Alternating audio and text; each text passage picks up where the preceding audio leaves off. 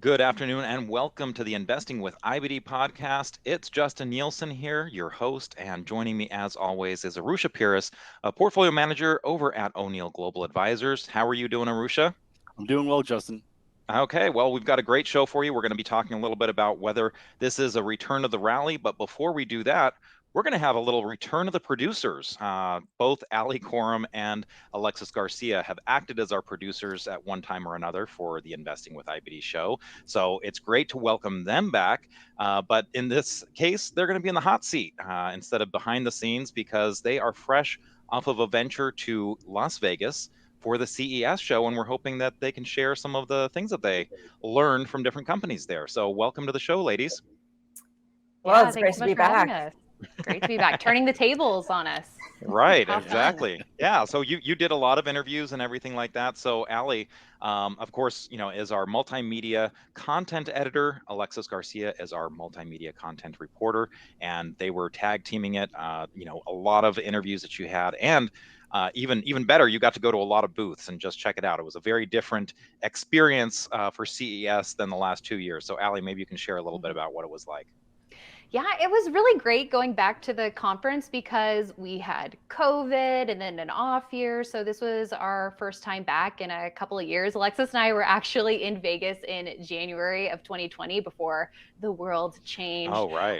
But great to be back at the show. And I've been covering CES since 2015. So I've really seen changes over that time. What industries or sectors or themes or innovations are really starting to get more play as things change over time. So this year, no surprise, had all of the eye candy. We also spoke with a lot of really great executives and even some surprising themes that you wouldn't expect at a tech conference like Caterpillar and Deere, two companies the IBD audience, of course, is very interested in hearing from. So some great insights from those executives too.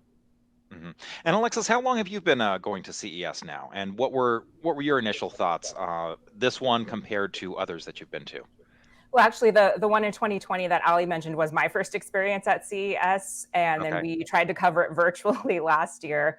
But Mhm. it was great to be back in person, and we didn't make it to see the $10,000 toilet, but Oh, Wow.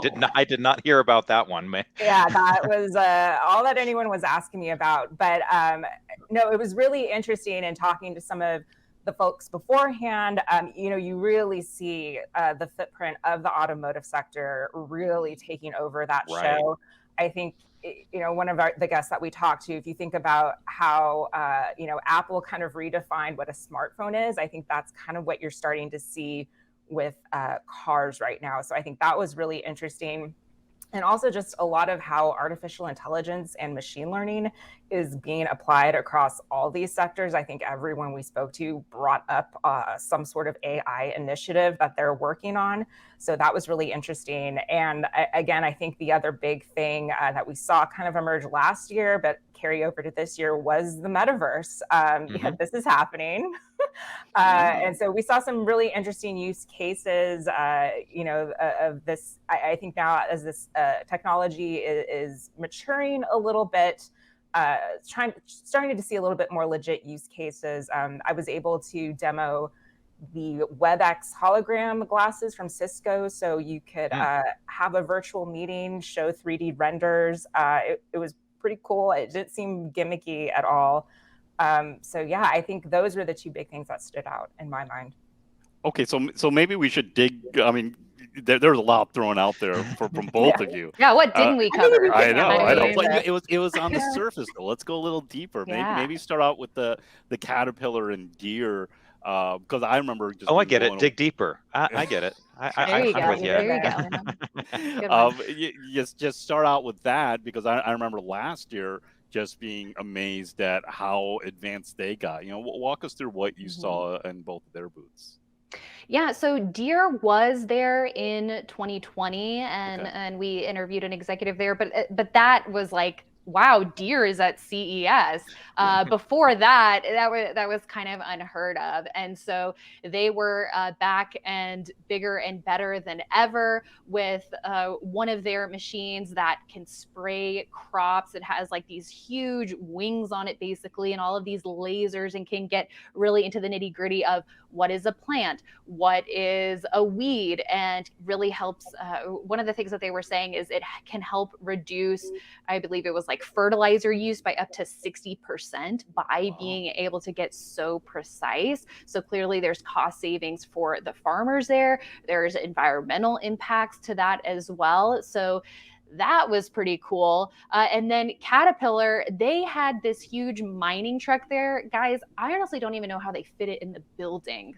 Like, obviously they brought it in through the loading dock, but this thing was massive. We'll have to post a picture on Twitter, or I know we're going to be having a TikTok video that may incorporate some footage from the Caterpillar booth. But Lexi, I mean, we'll get scale of this. I know this is audio. Yeah, we'll get visual, but I think I was, I'm like 5'7". I think the tire was twice the height I was, and it was absolutely incredible. And I think with those two booths, it was really interesting to see how autonomous technology is really coming into that kind of industrial sector.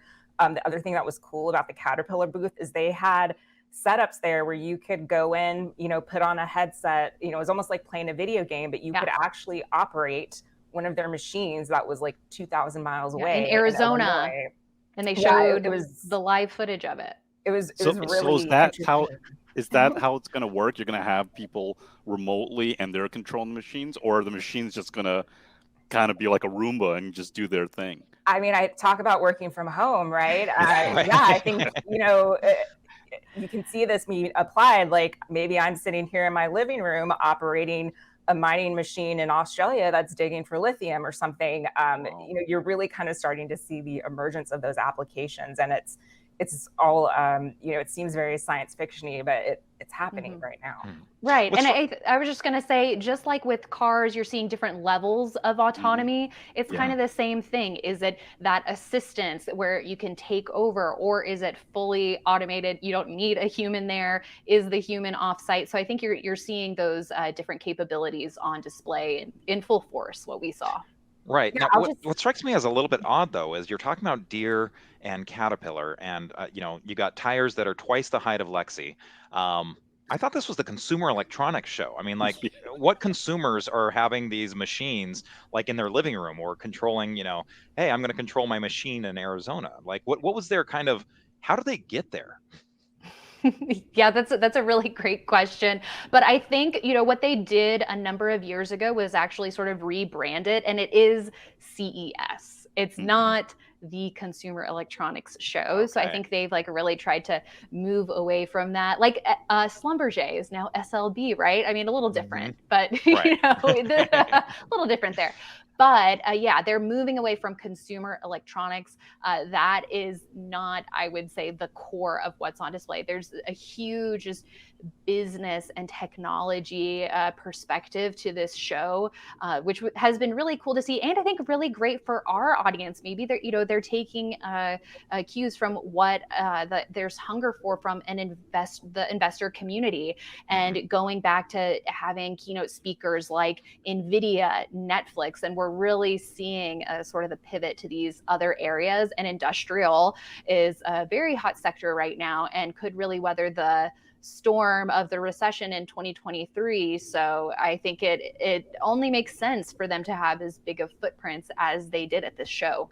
Were there any other industrial companies there in addition to Caterpillar and Deere? I don't think none that really stood out to me. There was so for those that aren't familiar with CES, at the convention center area, they opened up a whole new addition to the convention center, which is now just solely automotive and focused. Wow. And so it was there. They were in the automotive area. Right. And I mean, there was so much self-driving displays, as Ali mentioned. And I think really that one thing that kind of stood out was, I think a couple of years ago when we were there, we were there was a lot of talk about, fully autonomous. And I think as that technology is rolled out, a lot of these companies has maybe realized it's maybe a few years more off down the road. So you've really seen kind of this focus back onto this assisted driver. I'm really focusing back on the consumers and, how can we make driving easier? A lot of competition for who can be the brains and the eyes of the car. That was one thing I really noticed. So yeah, I mean, it's just, we kind of were joking about this, but CES is really kind of becoming an auto show in some sense. Incredible. Right, yeah. Yeah. So now you also talked about, or you touched on, Lexi, we should say, is the Metaverse, which again, it seems like, it was November 2021, and it was all about the Metaverse, and Facebook changed its name to Meta Platforms and everything, and that was a big thing. And then it just kind of fizzled. Like no one, I mean, at least in 2022, with a big bear market and chips and everything falling as much as they did, it was kind of like Metaverse who? So what was it that kind of stuck out to you about the return of the Metaverse along with return of the producers? Right. Well, I think, there was a lot of hype, right, around this technology. And I think along with Facebook kind of pivoting and, some of the rollout of their Horizon workflow things, I think a lot of people saw that and it maybe felt a little gimmicky. It looked a little bit like Second Life. But Right. I think, as with all of these new technologies that come online, there's going to be a period where, it's going to be kind of a free for all. But I think you're going to kind of start seeing emergences of these practical use cases and that, we don't know really where this technology is going. It's in such an early stage, right? But I think what really stuck out to me, I think at the show was seeing a lot of the hardware, the headsets, lots of displays there of, people hooking in. I know our one of our editors and producers, Bree Miller, was able to do a demo where she went to a concert in the Metaverse with the headset. So she had an interesting experience there. It was like a 7-Eleven ice cream cone glow stick thing. You could Right. go You grab can't eat your, it. yeah, you can't eat it, but you can play with it.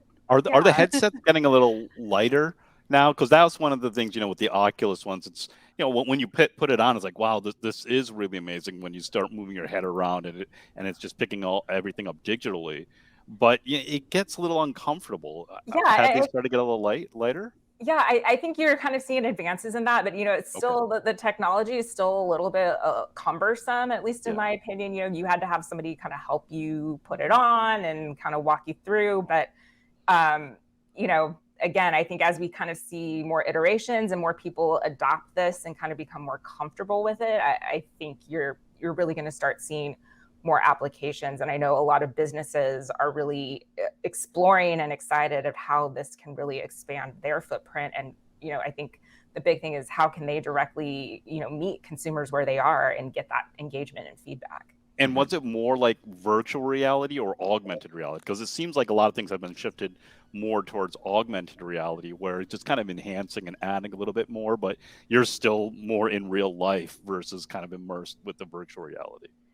Right. I think you saw a little bit of mix of both there. But yeah, I think with Cisco's, the hologram, that definitely was AR. You could throw up schematics of a car part. You could move it with your hands. You could see it 3D. That was really interesting. But yeah, a lot of these were also, you could see a lot of applications to gaming as far as the virtual reality space. So I think it's a mix. But yeah, I think you're starting to see that shift towards augmented for sure. There's a picture of me somewhere back in 1994 with a virtual reality headset on. It was probably 15 pounds. Yeah, it was like, I mean, it was at Disney World, and it was one of those things where, I mean, you had to really have some neck muscles to hold your head up. You can see Irusha smiling. He has evil plans for that. Right. So let's talk a little bit about, I mean, it feels like there was kind of this shift to remote work and everything like that, how to make that easier. Did you see anything that kind of suggested, hey, you know what, it's not just about remote work anymore and working from home? Was there anything that you saw that was kind of showing any shift there? Well, when we spoke with Cisco's head of WebEx, essentially, he had a lot of these executives have really long titles, and I'm like, can you just boil it down for me? Right. And so I'm probably it's probably not the head of WebEx. It's like, experiences and this and that. But no, I mean, fantastic executive with Cisco, working on a lot of their WebEx stuff. And AR was something that they were really excited about, but so it's the hardware and software, and what they're really trying to crack the code on. A couple of things is hybrid work. You're going to have people from home, you're going to have people in the office. How do you make that experience great for everyone, with the different environments that you're in, and what hardware is needed to make that happen? Even things I was like, well, when are we going to be able to say you're on mute, unmute yourself, or joking around things like that. Some of those pain points, and so it's really interesting to see what these companies are doing to try to solve some of these modern day workplace issues. And then I think the other thing for Cisco is, I mean, there's a lot of competition in that space. You've got Zoom, you've got Microsoft Teams.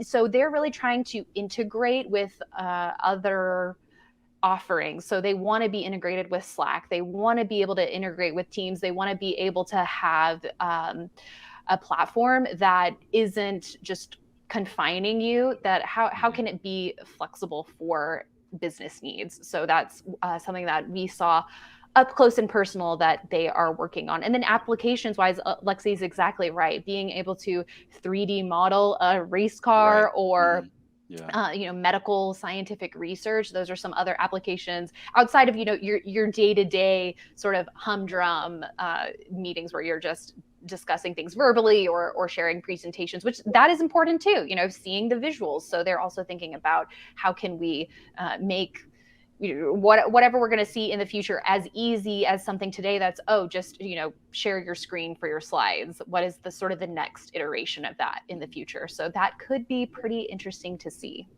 Mm-hmm. And we just have to hear what was going on with the $10,000 toilet. Can you just share what that was, Lexi? I'm not sure. I know you didn't get to see it. We got to walk around a little bit. I will say, I know probably for Irusha's interest, we did see a robotic bartender it was like a Roomba that could bring you a martini. I think that without spilling it. Going over terrain for sure. Without spilling it. But there's one other theme though that I think would be great if we could touch on, and that is to dig deeper into briefly automotive. It really was all aspects of the car, your hardware, your software, your chips, your sensors, everything, all areas of the car, from autonomy to electric vehicles to EV charging. And a number of the chip executives that we spoke with, I was like, for your chips, your new technology on Semi, for example, we spoke with them, their silicon carbide chips for cars, a lot of applications for different aspects of the car, but also industrial and warehouse sort of applications as well, even I believe for solar panels. But it just over and over, we kept hearing these executives say, when I said, what end market do you see the biggest potential? It was cars, electric vehicles, autonomous cars. So over and over and over. And I think the biggest key now is a lot of these executives really laid out very compelling cases for why their industry is set up for success, the very interesting innovations that are happening. And now I think for investors, it's going to be about, okay, who can take that and who can execute this year? Which companies can deliver on these promises? And ultimately for us as active investors, how are the stocks going to react? Because at the end of the day, that's what it comes down to. Well, you talked about chips. So was there anything else on the chip side? I know, of course, the chips have been a little bit fragmented. We've been seeing some chips that are doing really well. They're above their 50-day moving average lines, and some chips that aren't. So Lexi, was there anything that kind of stood out to you on the chip side? Who were the winners and who were the losers in semiconductors? Well, I don't know about I think Ali kind of summarized that pretty nicely, so I won't try to outdo her there. But I guess outside of automotive, outside of automotive, no, I think what you're seeing is a lot of that's the big opportunity right now, and I think there's a lot of opportunity once chips that are in EVs that can then move into other products like healthcare, medical. I think you're going to see various endpoints there. And I think too, just another thing about all this chips and technology, a lot of the data and cybersecurity aspects of that, which, we also got a chance to speak with Palantir and CrowdStrike. So, there's so many, the entire ecosystem, I think, is really come into focus, and there's so much opportunity there. But as Ali said, who are the leaders? Let's see who can actually execute on this. And, let's keep an eye on the technicals, and we'll see what's what, Yeah. So just to wrap it up, Ali, your favorite moment at CES 2023? My favorite moment. It's hard to boil it down. I guess I have to say Caterpillar. It really was impressive what they had on display. And how about I'll you? say my favorite moment. Ali won big at the Willy Wonka slots. Oh yeah, I did. Oh. So I'm sure she'll invest that money wisely. Well, maybe next year you can invite Irusha and I to CES, and we can do our podcast from there, and we can see what kind of trouble we can all get into together. So thank you so much for sharing your experience at CES and informing our listeners on what you saw there. So thanks a lot, guys. ladies. Bye-bye. Okay, when we come back, Irusha and I are going to talk a little bit about what's going on with this market. Is this market rally for real? And we'll get into a few stocks that are on our radar. Stay tuned. We'll be right back. Hey, trader, it's the new year. Have you made your trading resolutions? Vantage Point can help you conquer volatility in 2023. Learn to trade with artificial intelligence.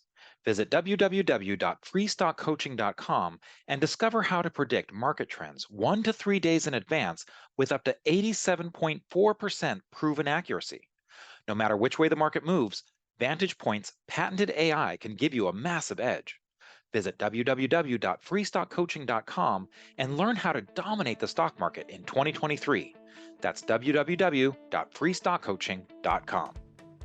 Welcome back to the Investing with IBD podcast. It's Justin Nielsen here, your host, along with Irusha Pires from O'Neill Global Advisors. And let's take a look at the market a little bit. So we had our follow-through day on January 6th. So that's a positive.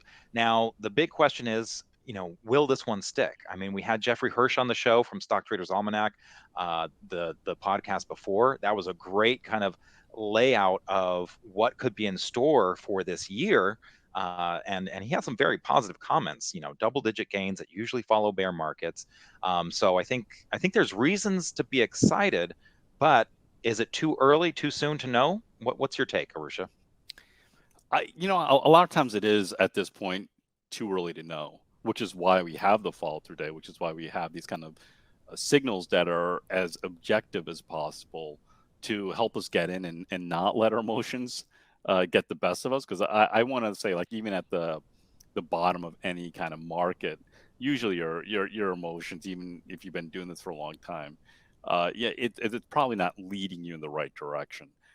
So it is too early to know. You want to keep an open mind. Now the CPI numbers are coming out tomorrow. We're recording this on Wednesday, and so tomorrow morning, those numbers will come out. And right now, it seems there are things that are slowly working. So you have to. So that I'm kind of been a little impressed with the breadth of the kind of the increase in stocks that are participating, and then also everyone's so bearish, as Jeff was saying last week. You want to almost be a contrarian, and when you look at the chart, we have the S&P 500 chart up here, and you can always take a look at the video at investors.com/podcast. But I want to say, like, the last really the last few weeks or the last month of trading here, even though it has been a little volatile around that 3,800 level, it seems a little bit more orderly versus the other kind of bottoms that took place back in June and October. It just seems a little bit tighter, a little bit more constructive. And so maybe it's getting maybe it's setting itself up for a little bit of a little bit more of a rally than people expect. hmm Now, one problem that I think we've been facing is, okay, we had the very strong follow-through day on Friday, and it was kind of a strange day, right? Yeah. It's still about economic reports that are coming out, and the day started with the jobs report.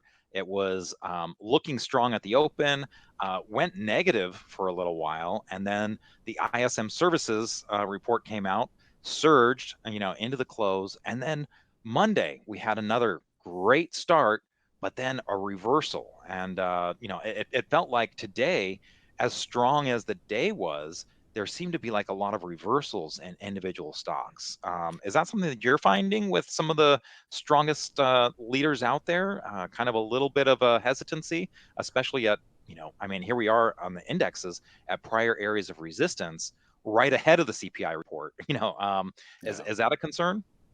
For sure. Yeah, I feel like today, as strong as it felt, the it was really led by lagging stocks.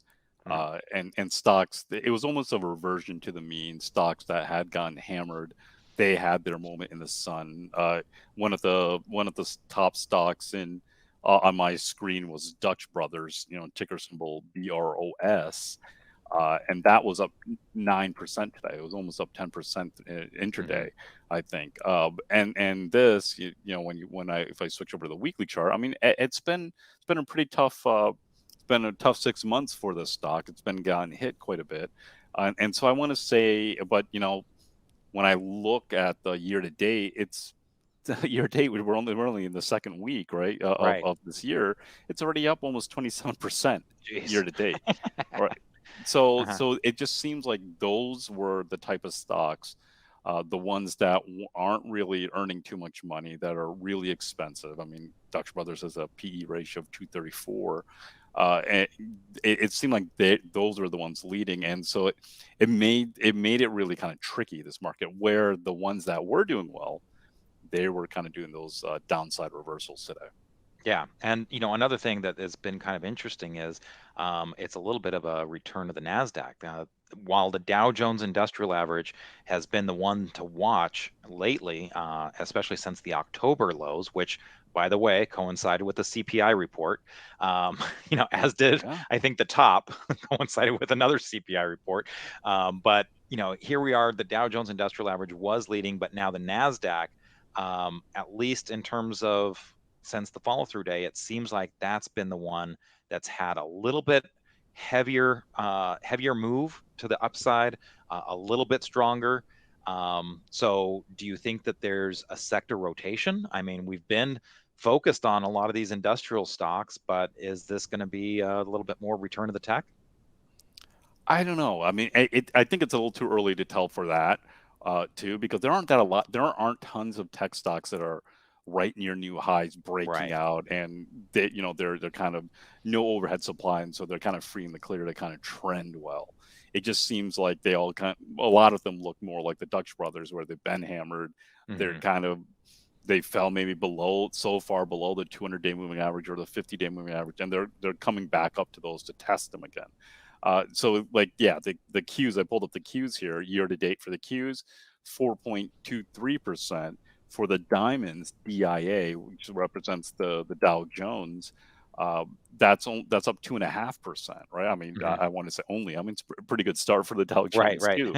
But yeah, it just seems like the lagging index, the Nasdaq, where most of the damage or a lot of the damage has taken place, that's the one that's maybe it's short. It's probably a lot of short covering, which is my guess.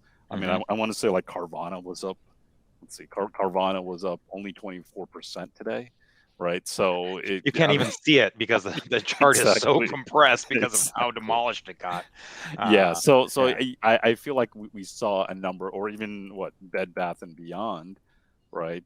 Mhm. That was up 68% today, right? So you're having a lot of these kind of short covering.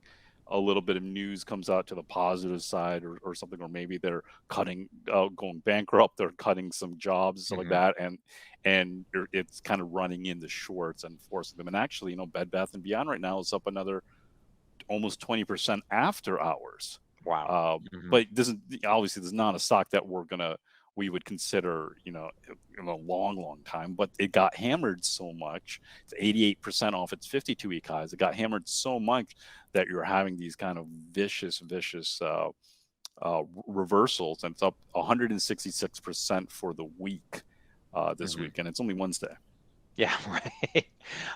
So let's talk a little bit about, in addition to the CPI report that's coming out, we've also got earnings season. And if you just look in MarketSmith, it seems like the estimates going forward in 2023, you're seeing a lot of things that aren't looking great.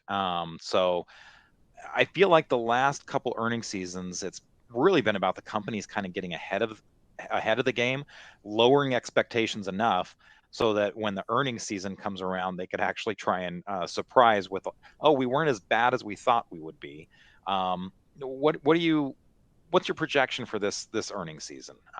Do you expect to see kind of more of the same, or do you think this could be offering some catalyst that, hey, things are not as bad as they seem? It seems like the market's setting itself up for that kind of things are not as bad as it seems. But here's the thing: pretty much everyone's assuming that Q1 of 2023 is just going to be bad, right? Mm-hmm. It's like they've been able to kind of hide it for 2022. Get through the holiday season by boosting sales, especially like retailers and things like that, boosting sales by promoting everything and just trying to get rid of a lot of the inventory that built up. And now it's kind of where the moment of truth, or everything is unveiled, where they're struggling more than people realize.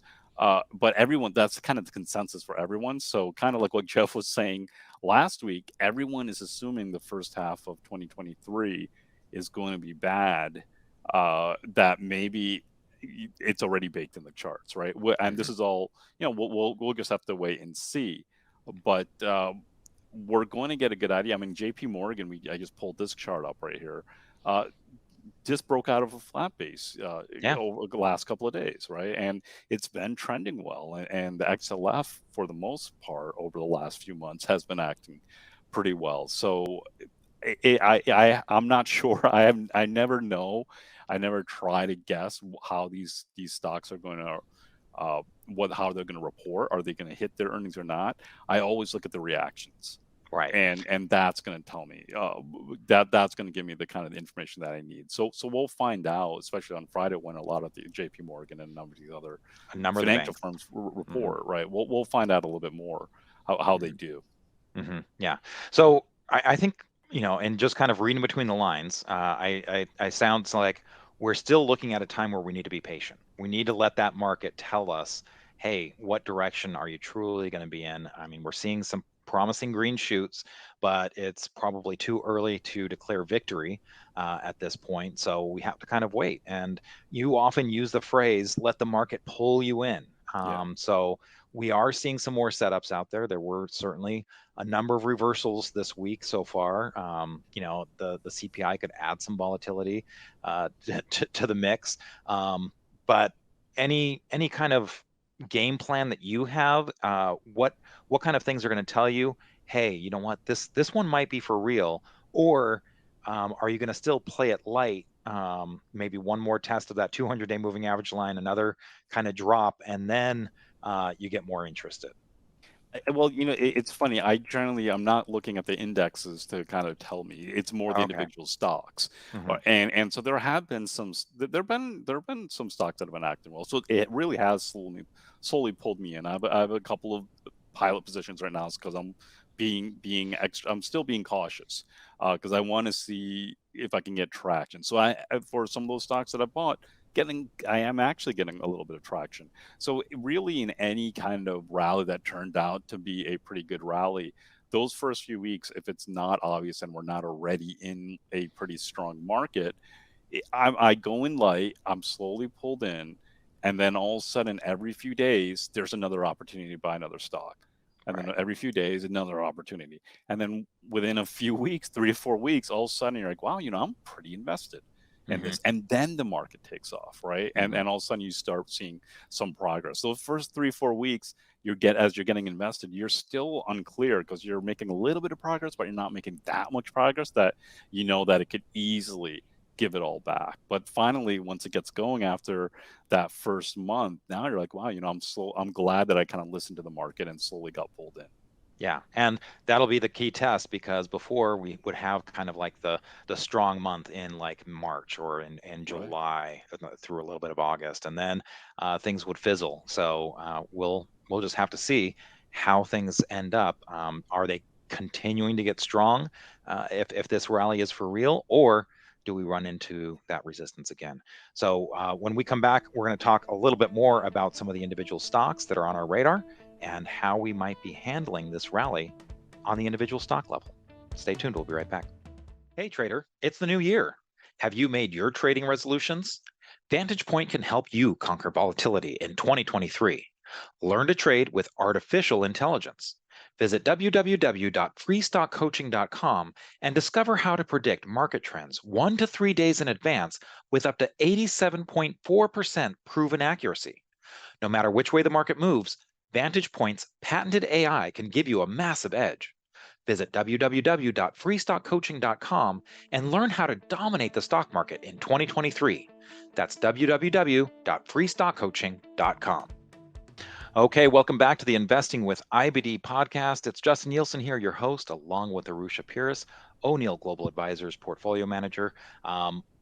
Let's talk a little bit about the stocks that we've been seeing setting up. And again, there's still that question of, is there some sector rotation going on? I mean, we've certainly seen some of the areas that were 2022 standouts, like oil and gas names and things like that have been taking a hit lately. Some of the healthcare names, have been really dropping. But let's talk about some of the areas that are showing strength. And steel is one. So maybe we take a look at Nucor, ticker symbol NUE.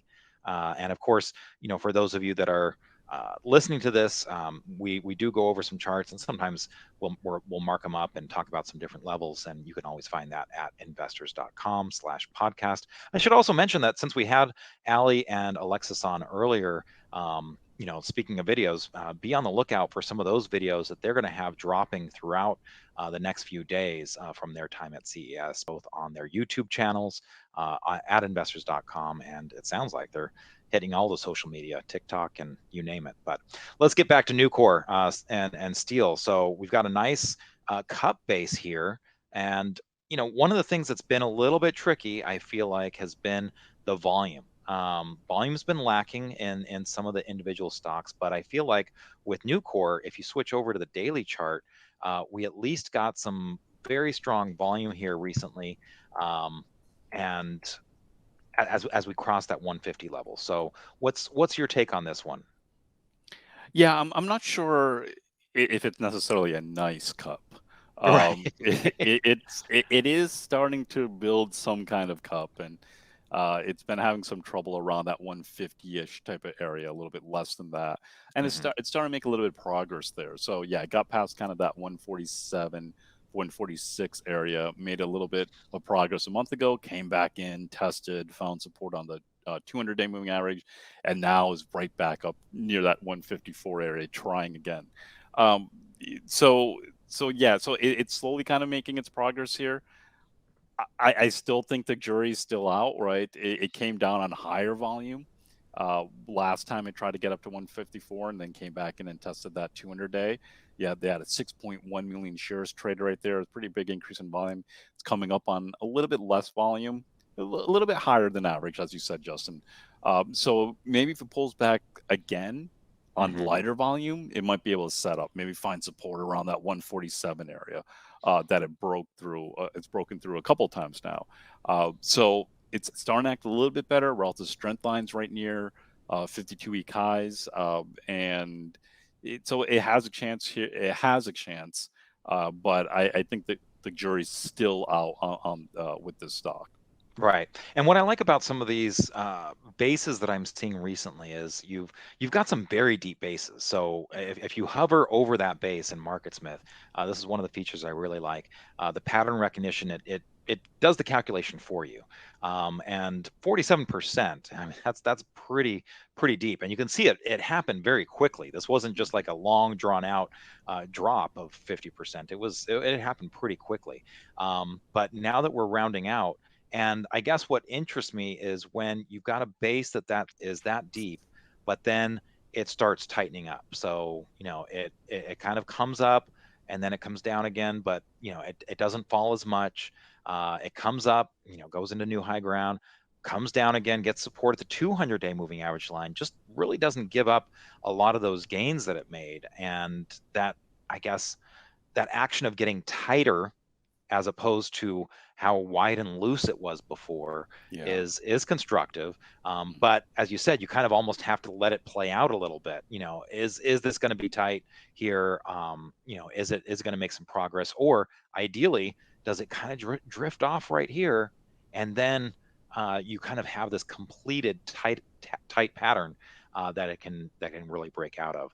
I guess the thing that worries me about a lot of stocks right now is some of them have come up so strongly so quickly, you feel like they almost have to take a break at some point, because I mean, look at that. It's come up from what, like 130 to 150 in just a few days.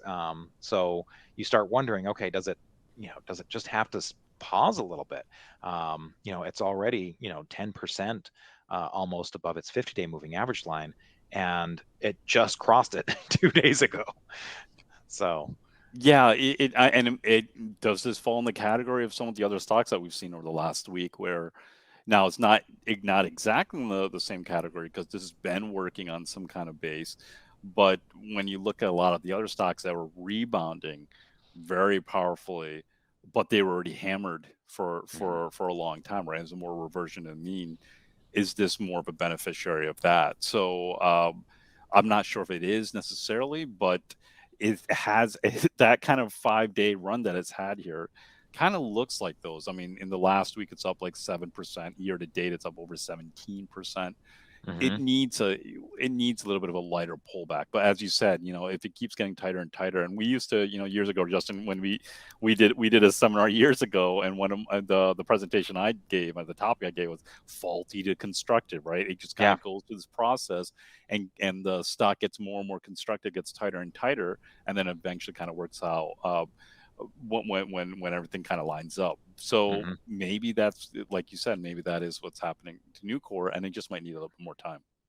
Now, are you paying attention at all to kind of like the macro economics on this? I mean, I usually think of that as being a little bit above my pay grade, doing that kind of analysis. But certainly with a recession, that a lot of people are expecting, that yield curve has been inverted for a long time.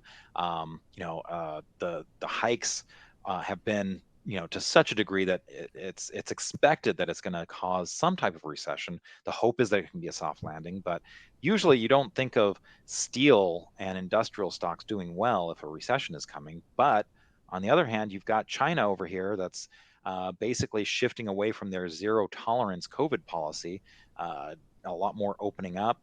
How much weight are you putting on those fundamental things, or does it just come down to the chart for you? Well, the macro stuff, and I've paid over the last year paid a lot more attention to macro, and what I've found though, Justin, is that in the end it really does add a lot more noise. Yeah, and from my opinion is it really is all baked in the chart. Now, yeah, with a lot of commodities, the big run that they had over the last year or so, you could argue that that's the kind of the end. That was the end of the cycle. A lot of times at the end of a larger cycle, the commodities start running, kind of like 2006, 2007. They're the ones that go on the big runs, and they start falling apart as a recession comes into play. And so I'm aware of it, but in the end, when I look at it, something like a Nucor, it's like, yeah, it's forming a cup here and things like that, but is this really one of the best charts and best stocks that I could buy into, especially when I'm being a little bit more cautious, right? It's, even though we've had that follow through day and things are slowly working, I'm still more in the caution kind of mode, not the aggressive mode. And so I'm being even more selective. And so when I start seeing a number of the flaws that we've kind of talked about here with Nucor, where it probably just needs a little bit more time, this would be more of a kind of like, let's put it on the watch list and keep watching it, and not necessarily take any action on it just now. Right. And it's always also worth looking at when something like this comes on your radar, taking a look at the group strength. This is number 10 out of 197. So sometimes it's worth it to just kind of take a look at some of the other names in the group, because sometimes you might find, hey, there's something that looks better. Speaking of groups that are looking strong, I was kind of surprised by how many insurance stocks are still coming up on my screens. I was running some screens and usually think of insurance as more defensive, and if we're really going to be, starting to move out of this, you'd expect a little bit more of a shift away from insurance. But I feel like I'm still seeing a number of insurance names, and AON is one of the ones that has recently come up on my list. What's your take on this one? Yeah, this is one of the larger insurance brokers out there, and now I think that this space is more constructive Hmm. versus the Nucor. It just seems like it's a little bit more orderly. Now we have it out here on a weekly chart. When you look at the volume, though, it's amazing at how many more down volumes, above average down volume weeks there are versus up volume. And so maybe, hopefully, that characteristic changes, because I think that's a little bit of a concern there.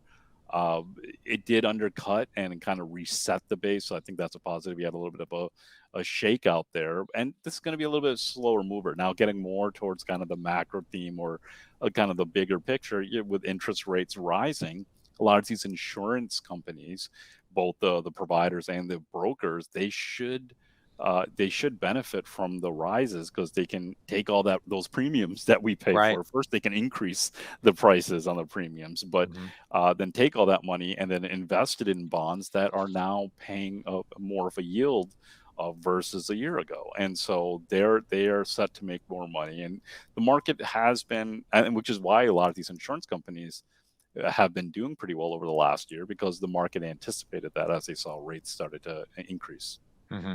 Now, speaking of rates, okay, so you've got, the 10-year Treasury yield has been, has come down quite a bit recently, and but it's still well elevated off of its lows. And so a lot of people have been looking at the interplay between those higher rates, what that does to growth stocks, because we certainly saw in 2022 the high yields, I mean, it discounts future cash flows and all of that. So it changes the valuation, and high PE stocks generally get punished.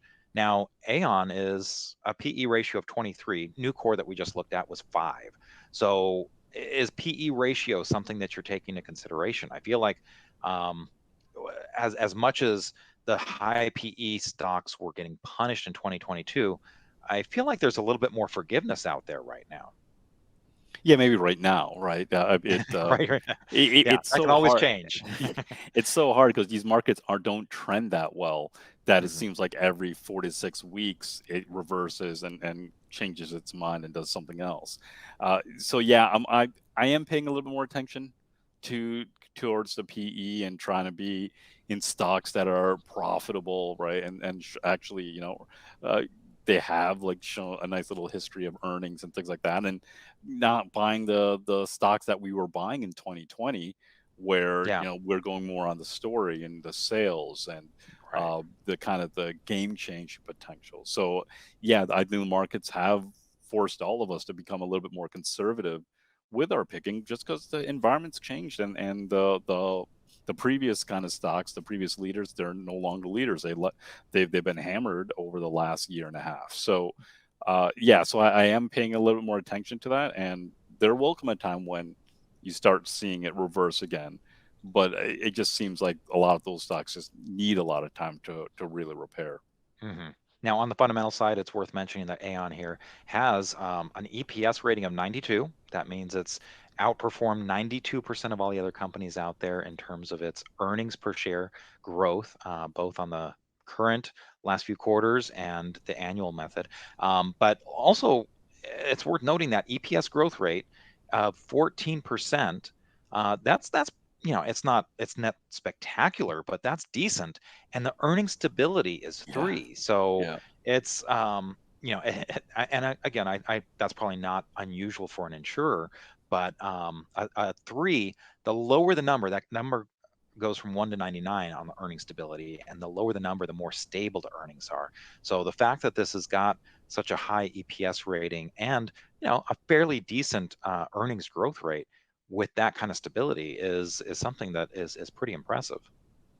Yeah, and it's just reflective of where investors have gone over the last year plus, right? They're like, look, I don't necessarily want to. I'm not expecting huge returns on my stocks anymore. I just don't want to lose money, Yeah. right? I just want to slowly, earn money, and so these are the kind of places where it's like, look, just give me something that's they're going to meet their earnings. They're not going to be huge surprises here, and they're actually earning money. hmm Now, let's take a little bit of a different shift. And retail has been one of these areas that just has seemed like it's gotten so fragmented. I keep on seeing some areas that are showing such strength, others that aren't. And also related to this, I couldn't be more surprised that the home builders are doing so much better. If you just take a look at like XHB, which is the home builder ETF, that's been looking much stronger. Some of the names in there, Pulte Homes and DR Horton and so on. But on the retail side, sometimes we shift our attention to like some of the home furnishers, your RH, your Arhus, and Ethan Allen Interiors, ticker symbol ETD. Now, this is a thinner name. It only trades about 315,000 shares a day, and it's a $30 stock. But this is just a really nice, constructive looking base here. Yeah, this is almost, and it is kind of similar to that faulty to constructive concept that we were talking about earlier, where you can see here on the weekly chart, it went months and it was kind of going sideways here, but went hmm months without really a pattern being picked up. Then it a pattern recognition picked up a large kind of cup, broke out of it, and now it's formed a more constructive cup. Right, these are more this is a 9-week cup, Yeah. depth of 15%, right? These are more of the kind of classic kind of cups that we want to see, where they're not spending too much time basing. They spend a hmm couple months and then they try to go again. And in good markets, right? A lot of the great growth stocks, you'll see cups like this. It doesn't now. This is not necessarily the same kind of type of stock here, uh, but I was pretty surprised at how constructive the trading has taken place here. And so, yeah, I was just going through the near pivot list on MarketSmith, and this kind of just stuck out to me. And they actually have some earnings and sales, and their quarterly earnings and sales are positive right now. And it's kind of weird because when you with all the mortgage rates going up and things like that, you just assume that that whole industry was going to really start to get hit, and the stocks weren't going to do well.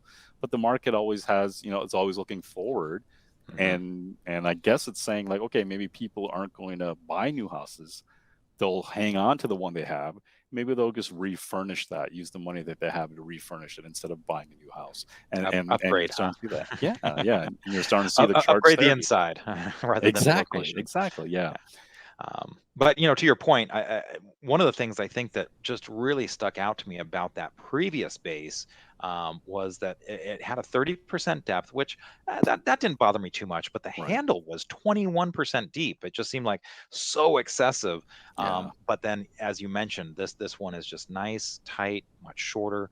But on the flip side, we do have some really ugly looking estimates, going forward. You have a June fiscal year here. So whereas a lot of companies just ended their fiscal year in December, this one is going to end its fiscal year in June, expecting a loss here for the end of that fiscal year. Not a loss, excuse me, just negative growth.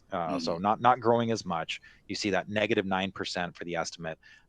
So still profitable at $3.56, but down from $3.93 the year before. And the next year getting hit even harder, earnings per share coming down to $3 for the estimates.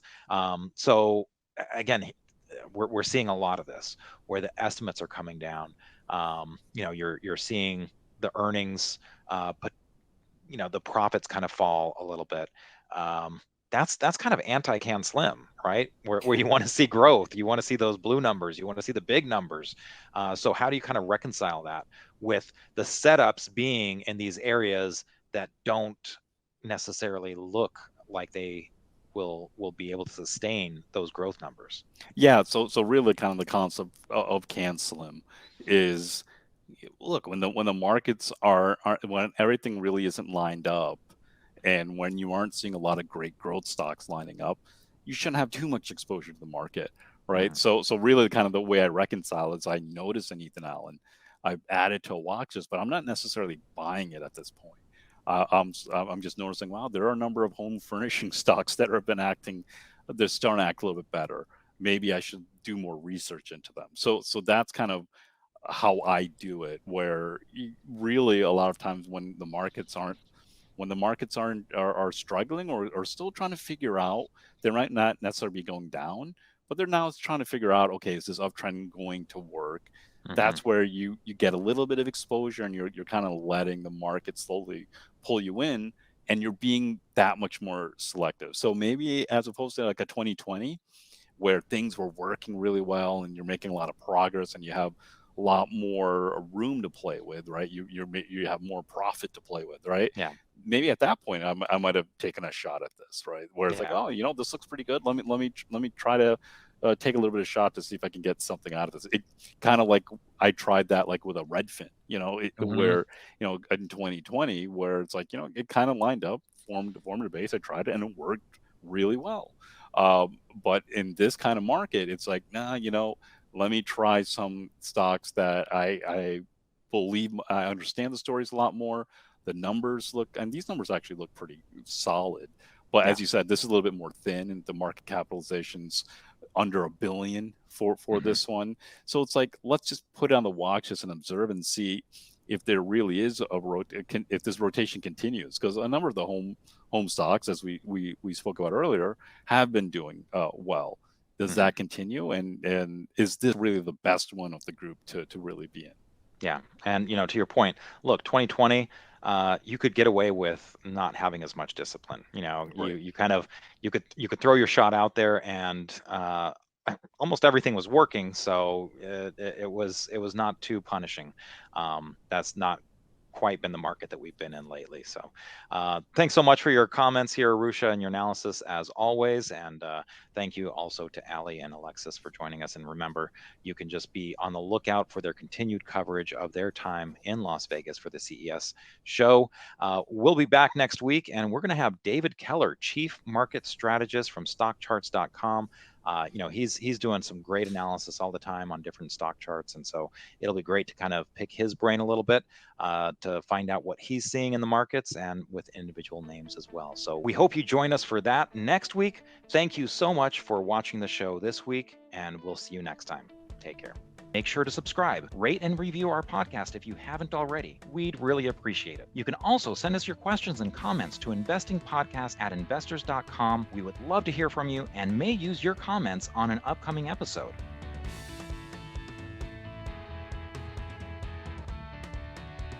Hey everyone, thanks so much for watching Investors Business Daily on YouTube. If you want to watch more videos, make sure you hit that subscribe button so you don't miss a thing.